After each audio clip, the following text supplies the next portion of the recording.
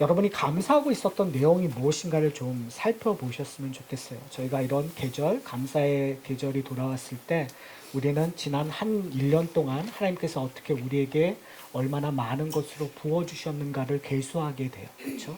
건강이라면 건강, 지금까지 재정적인 부분이든지 가정에 어떤 행복을 부어주셨다든지 자녀들의 잘됨, 이런 것들을 우리가 의도적으로 계산하게 되는 것 같습니다. 그래서 특별한 것이 많을 때는 하나님 앞에 그냥 자동적으로 감사하다는 말들이 자동적으로 튀어나오는 모습들을 우리는 경험하게 됩니다. 그런데 여러분, 감사할 상황이 아닐 때, 여러분 정말 하나님 앞에 나오기는 나왔는데 내 마음속에 비런니스가 있고 아픔이 있고 답답함이 있었을 때 여러분들은 어떠한 감사라는 단어가 나오십니까? 그게 참 쉽지 않은 것 같아요. 내 인생이 힘들고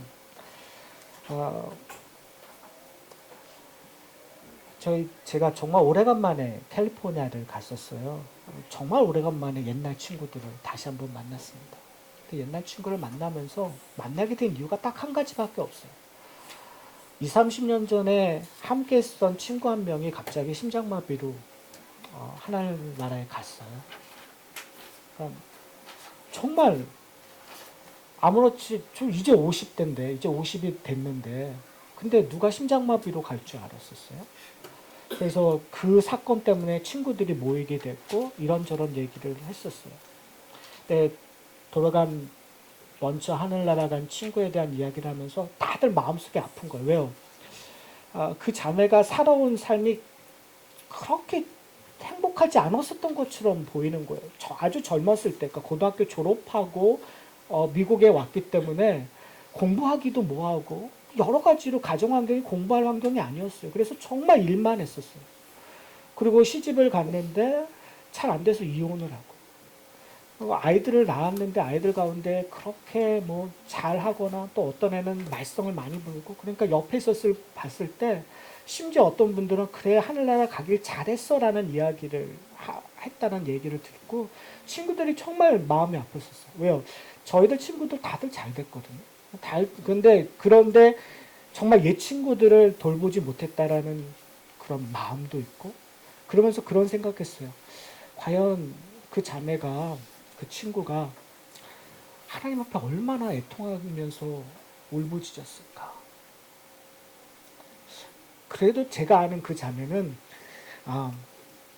하나님을 사랑했었던 것 같아요. 그 아픔 속에서도 교회를 열심히 섬겼고 하나님 앞에 신실하게 나와서 예배드리는 모습들 그런 부분이 있었어요. 그러니까 참 세상적으로 이해하기가 어려운 일들이 우리 가운데 일어나고 있단 말이에요. 제가 여러분에게 질문하고 싶은 부분들은 여러분들이 무엇에 대하여 감사하고 있냐는 거예요. 성경에서 얘기하고 오늘 기도 대표 기도한 우리 집사님이 표현한 대로 우리는 보이는 것들에 대해서 참 많이들 감사할 때가 많은 것 같아요. 내가 원했던 것들, 그것들이 이루어졌을 때 우리는 자동적으로 감사가 나오는 것 같아요. 근데 사랑하는 성도 여러분, 정말 그것이 감사의 내용인가요? 우리에게 정말 오브젝티브하게, 객관적으로 그리스도인에게 감사해야 될 유일한 한 가지는 사실은 예수 그리스도밖에 없어요. 예수 그리스도 때문에 내가 아무리 사망의 골짜기를 지나간다 하더라도 내 안에 감사가 나오는 거고요. 내가 top of the world, 그냥 세상에서 정말 모든 걸 다 이루었다고 해도 예수 그리스도 때문에 감사할 수 있는 이유가 바로 거기에 있는 것 같아요. 사랑하는 성도 여러분, 오늘 본문에서 귀 있는 자는 들을지어다라고 얘기했어요. 귀 있는 자들, 즉 하나님의 백성들이 감사해야 될 내용들, 어떻게 보면 예수 그리스도가 당연히 감사드려야 될 가장 객관적이고 가장 중요한 분이심에도 불구하고 우리는 놓쳐버려요. 우리는 그냥 예수 그리스도를 그냥 저 멀리 그냥 방치해둘 때가 참 많을 것 같아요. 감사의 시즌에 우리는 말로 하나님께서 다 해주셨어요. 예수님을 통해서 이런 일들이 해주셨어요 라고 얘기하지만 그분이 그냥 도구로 전락되어 있는 감사의 시즌을 저희가 보내고 있을 수 있다라는 거 제가 다시 한번 좀 생각해 보셨으면 좋겠어요. 오늘 본문은 비유의 이야기. 오늘 본문의 비유는 너무나 당연한 이야기를 해요. 사람이 등불을 어디에 둘 것인가? 여러분 말 아래, 볼 안에, 그릇 안에 둘까요? 아니면 그 침상 아래 둘까요? 평상 아래 둘까요? 아니면 스탠드 위에 둘까요? 그러니까 저희는 사실은 이 그 초를 놓을 때 외에는 현대 사회 때 이런 등불이라는 걸 경험 못 하잖아요. 여러분 한번 빛이 오늘 저희 이 예배드리는 이 처소에 빛이 어디에 있을까요? 천장에 있잖아요. 천장에 있는 이유는 뭘까요? 이 방을 전체적으로 다 비추기 위함이잖아요. 그러니까 오늘 이 비유는 누구나 다 알 수 있는 비유예요. 그렇다면 왜 예수님께서 이 누구나 알 수 있는 비유를 드시는데 또 재밌는 건 뭐냐면 이 비유를 알지 못하는 사람이 있다고 얘기하죠. 그러니까 이 비유는 우리가 아는 내용의 속에 숨겨진 이야기들이 있다는 거예요. 이건 뭘까요? 여기서 저희가 씨 뿌리는 비유를 통해서 저희가 살펴봤듯이 누군가 이 복음에 대해서 오해하고 있다는 거죠. 이 비유에 대해서 오해할 수 있어요. 그러면 오해할 수 있는 대상이 누굴까요? 지난주가 아니라 벌써 지지난주네요. 지지난주에 얘기했었어요. 예수님께서 정말 화가 나셔서 정말 어떻게 보면 울분에 차서 얘기하는 과정 속에서 분명히 어떤 사람들은 죄라는 부분이 있잖아요. 우리가 죄를 짓는데 그 죄는 다 사함을 받을 수 있어요. 그렇죠? 왜 그러면 그것을 확신해서 얘기할 수 있는 것이 뭐냐면 예수님께서 본인이 하실 일 때문에 그래요. 이제 조금 후에는 예수님께서 이 땅에 오신 모든 일들의 목적을 이루시고 십자가에 달려 죽으실 거예요. 그러니까 그 십자가에서 하신 모든 행위가 우리의 모든 죄를 사하여 주실 거예요. 그렇죠? 그런데 재밌는 것은 뭐냐면 예수님께서 뭐라고 얘기했냐면 그런데 한 가지 죄 사함을 받을 수 없는 것이 있다고 얘기해요. 그것을 뭐라고 얘기했죠? 성령 모독죄라고 얘기했어요. 근데 성령 모독죄라 함은 우리가 생각하는 그런 것들이 아니라 성령 모독죄는 바로 성령이 증거하는 예수 그리스도를 알아보지 못하는 것이라고 저희가 살펴보았어요. 자, 그렇다면 지금 이 마가복음 1장서부터 4장을 통해서 예수 그리스도를 알아보지 못하는 부류가 있었어요. 대표적인 사람이 누구였죠? 바리새인들, 서기관들, 율법 교사들이란 말이에요. 자, 그렇다면 이 이야기 등불은 여기서 얘기하고 있는 것처럼 말 아래, 평상 아래, 뭐 볼 아래, 아니면 침대 아래 그런 데 두지 않고 스탠드 위에 높은 곳에 둬야 된다고 하는 이유가 뭘까요? 우리가 요한복음의 편으로 얘기하면 등불, 빛이잖아요. 그럼 도대체 뭘 얘기하는 걸까요? 예수 그리스도를 얘기하는 거겠죠. 요한복음, 그러니까 요한의 시선으로 복음서를 설명한다면, 그렇죠? 예수님께서 빛으로 오셨으니까요. 예수님께서 빛이 되어 세상을 밝히신다고 얘기하는 거. 나는 세상의 빛이라고 얘기하셨으니까 예수님께서. 그러니까 예수님께서 빛으로 오셔서 복음의 이야기를 하고 있다면 그 복음은 어디에 비춰져야 될까요? 평상 아래에 비춰져야 될까요? 아니면 말 아래, 침대 아래에 비춰졌어야 될까요? 아니면은 모든 사람이 볼 수 있게 비춰져야 될까요? 모든 사람이 비춰지러 이 땅에 오신 거겠죠. 근데 바리새인들의 문제는 하나님에 대한 열심으로 그리고 성령, 소위 말한 율법을 열심히 연구한 결과 그들이 백성들에게, 이스라엘 백성들에게 요구했던 부분이 뭐냐면 율법을 지키라고 요구했었어요. 그래서 이 바리새인들이 예수님을 어떻게 질책을 하죠? 너희의 제자들은 왜 안식일날 이삭을 줍느냐? 왜 안식일날 병을 고치느냐라고 지적을 했었어요. 그리고 당신이 랍비면 누구와 함께 해야 돼요? 경건한 자들과 함께 해야 되는데 당신은 왜 세리와 죄인들과 함께 먹고 마시느냐라고 질책을 했었단 말이에요. 그러니까 지금 바리새인들은 하나님의 법을, 율법을 지금 어디에 두고 있는 거예요? 자기가 갖고 있는 틀 아래 두고 있는 거예요. 지금 오늘 비유로 표현한다면 어디 아래? 평상 아래, 볼 아래 두고 있는 거죠. 자기에 맞는 구격으로. 그러니까 어떻게 보면 신앙생활을 우리가 이렇게 할 때가 많아요. 하나님께서 주신 은혜를 내가 생각하여 내 잣대에 두고 거기서만 사용하고 그리고 다른 사람에게도 똑같이 요구하고 있는 삶을 우리는 살 수 있다는 거죠. 내가 경건하니까, 내가 하나님 앞에 열심히 하니까 당신도 나처럼 하라는 거죠. 여러분, 사도 바울이 나를 닮으라고 요구했었던 건 바리새인들처럼 나를 닮으라고 요구하는 것이 아니에요. 사도 바울이 나를 닮으라고 얘기하는 것은 내 안에서 나를 죽이고 다시 사신 예수 그리스도를 닮으라고 요구하고 있는 거예요. 지금 바리새인들은 어떻게 보면 이제 저희가 좀 고민해야 될 부분이 있는데요. 지금 24절과 25절에 이렇게 얘기해요. 너희가 무엇을 듣는가 스스로 삼가하라. 뭐란 말이에요? 고민하라는 거예요. 무엇을 듣는지. 그렇죠? 여기서 너희는 여러 가지 뉘앙스가 될 수 있어요. 들을 귀 있는 자들일 수 있는 거죠. 그런데 들어도 말을 해도 듣지 못하는 사람들에게도 적용되는 얘기가 있는 거예요. 그렇죠? 자, 그래서 한번 보세요. 너희가 집중해서 고민하고 주의 깊게 생각해서 들으라. 너희의 헤아리는 그 헤아림으로 너희가 헤아림을 받을 것이며 더 받으리라. 이게 참 어려운 얘기죠. 그게 그거고 거가 그거가 돼버리는 거죠. 근데 여기서 얘기하고자 하는 것은 뭐냐면 빛이 비치는 것. 즉 하나님이 원하시는 뜻대로 행하는 것들, 그 행하림이 무엇인지 너희가 주의 있게 보라는 거예요. 자, 그리고 나서 25절 이렇게 얘기해요. 있는 자는 뭐 할 것이요? 받을 것이요. 있는 자는 받는데요. 있는 자가 더 받는다라는 건 충만의 충만함을 얘기하고 싶은 거예요.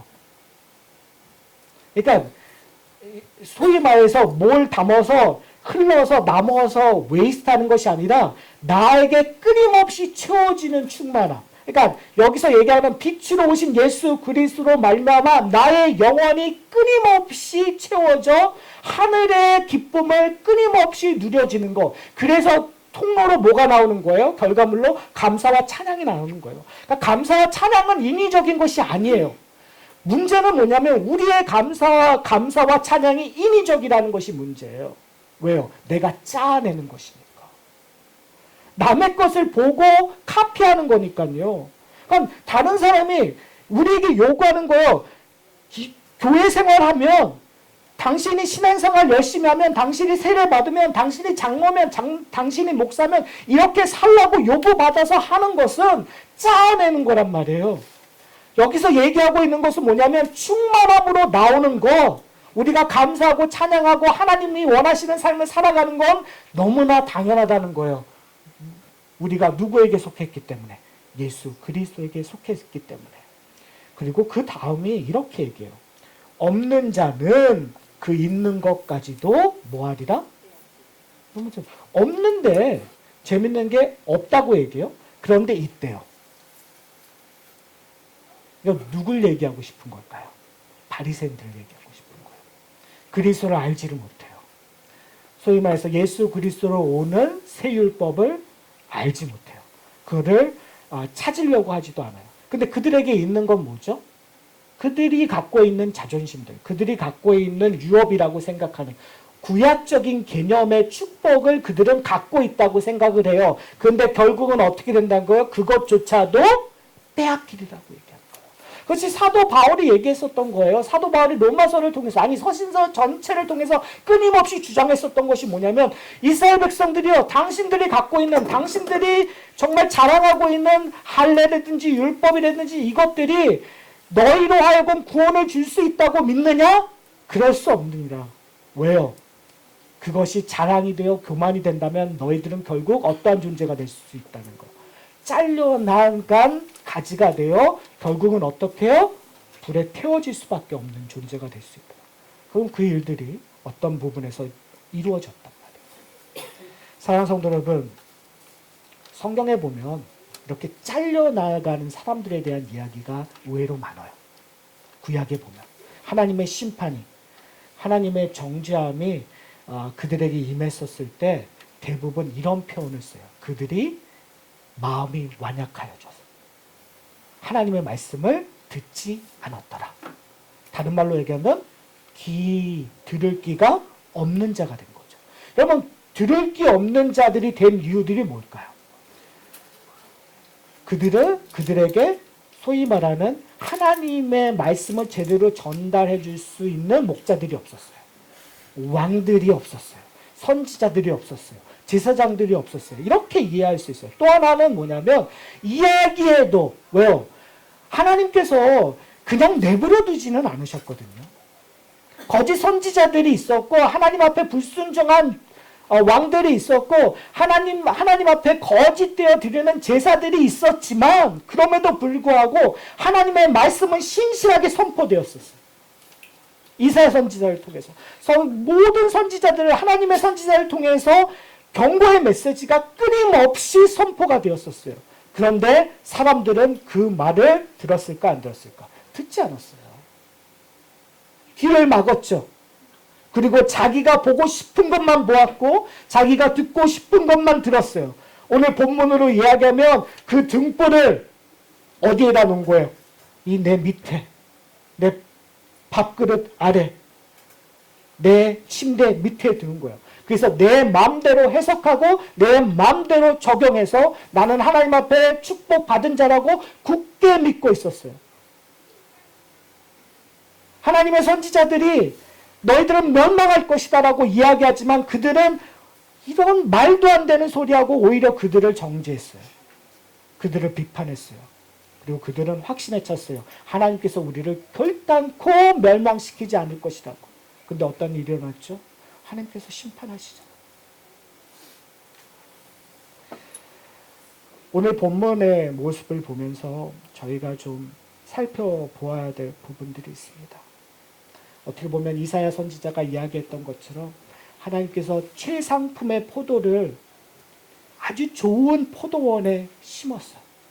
그러면 어떠한 열매가 나야 되죠?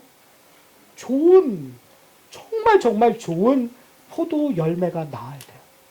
근데 이스라엘의 문제점은 뭐냐면 거기에 들포도 열매가 나왔다는 거예요. 그것이 이스라엘 전체의 문제였어요.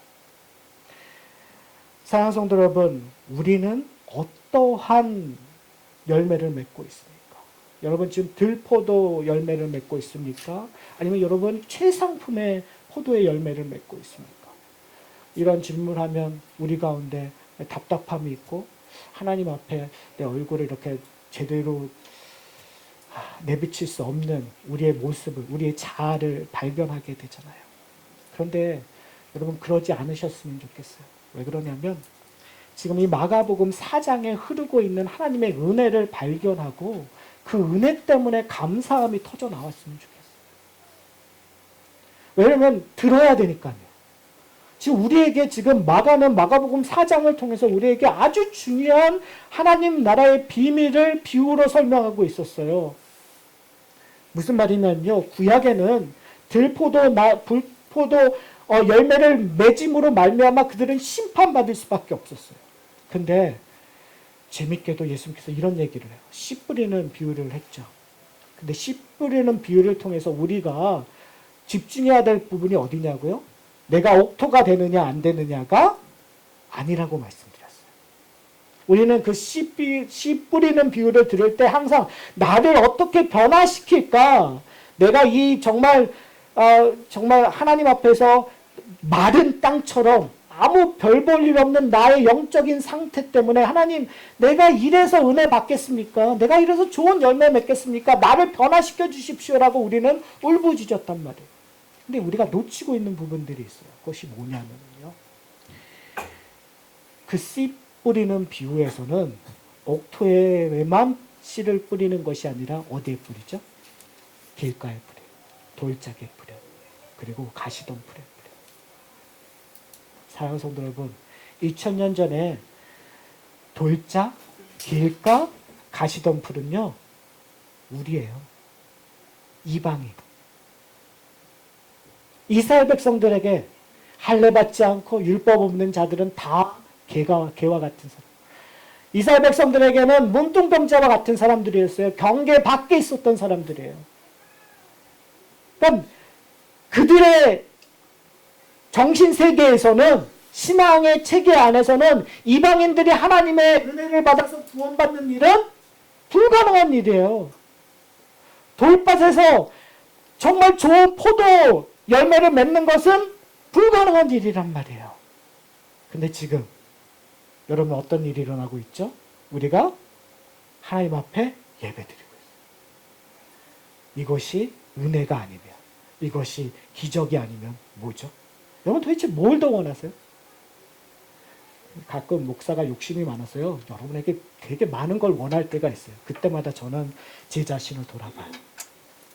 내가 원할 게 없구나. 왜요? 이미 여러분 여기 와서 예배드리고 하나님 앞에, 하나님 제가 죄인입니다, 하나님 앞에 내 힘으로 나갈 수 없다라고 말하는 것 자체가 뭐예요? 은혜의 시작이란 말이에요.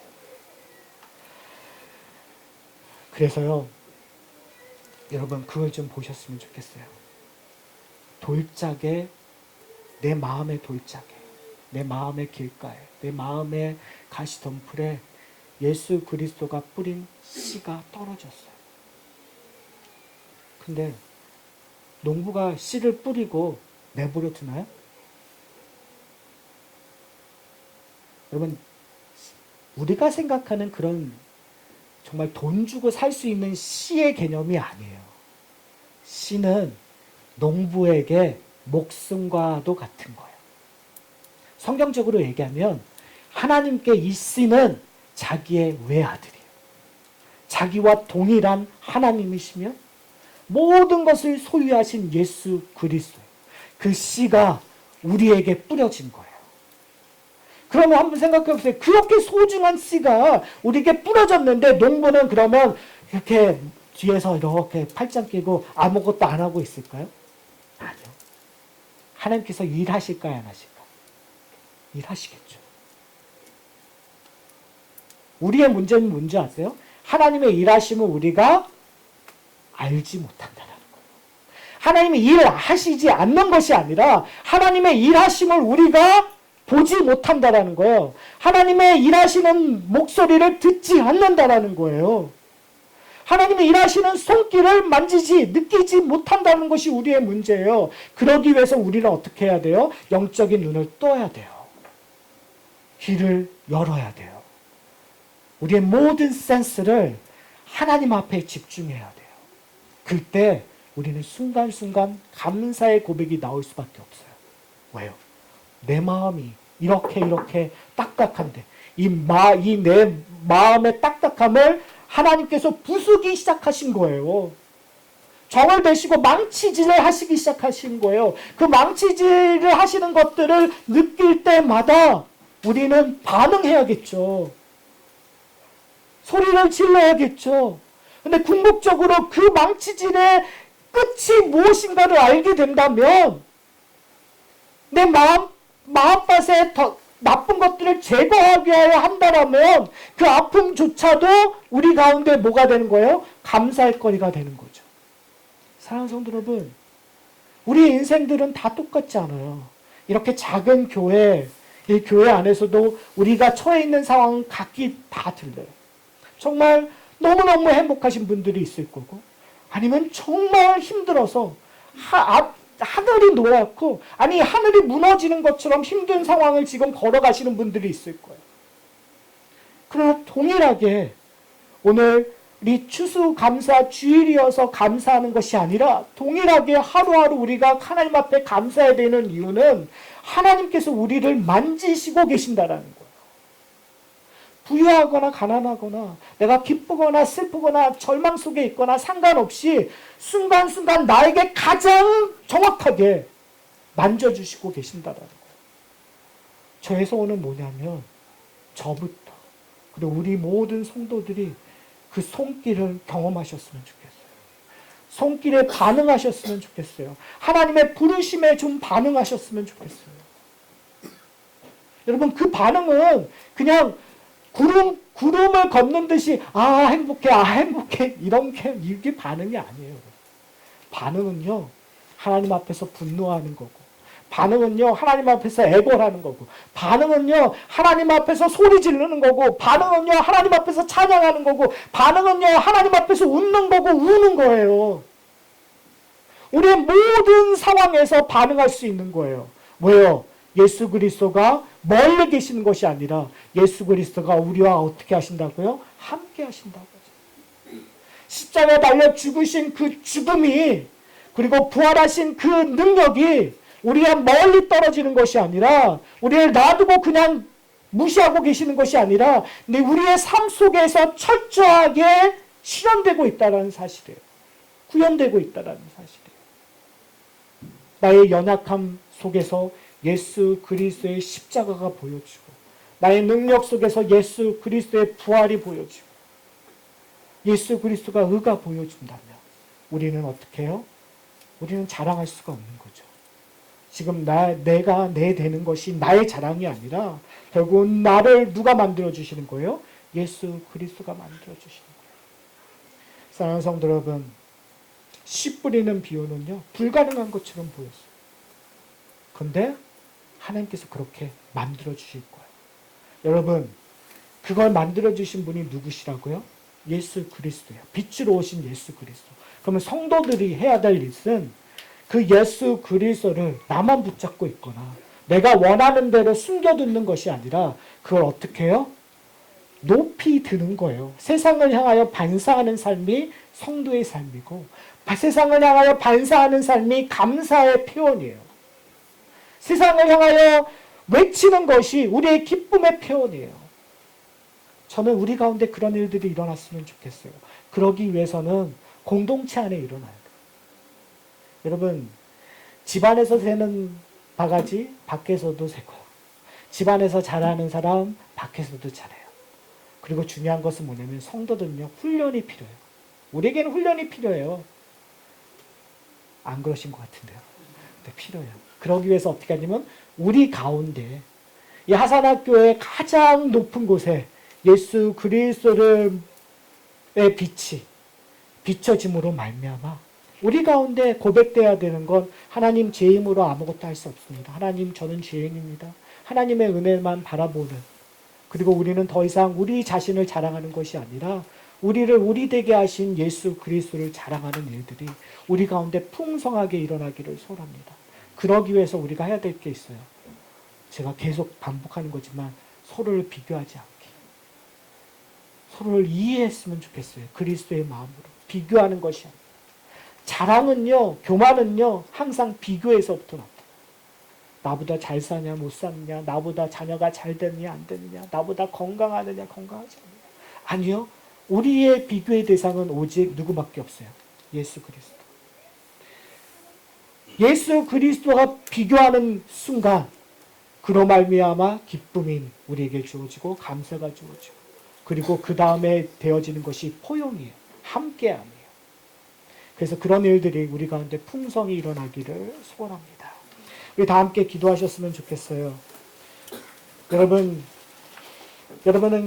들을 게 있는 자입니다.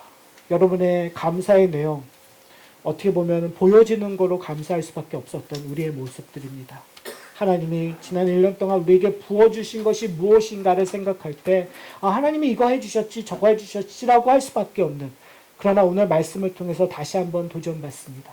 그것이 아니라 우리가 고백할 분은 오직 예수 그리스도밖에 없다는 사실을, 그 은혜를 우리 함께 묵상하며 기도하는 시간 되기를 소원합니다. 기도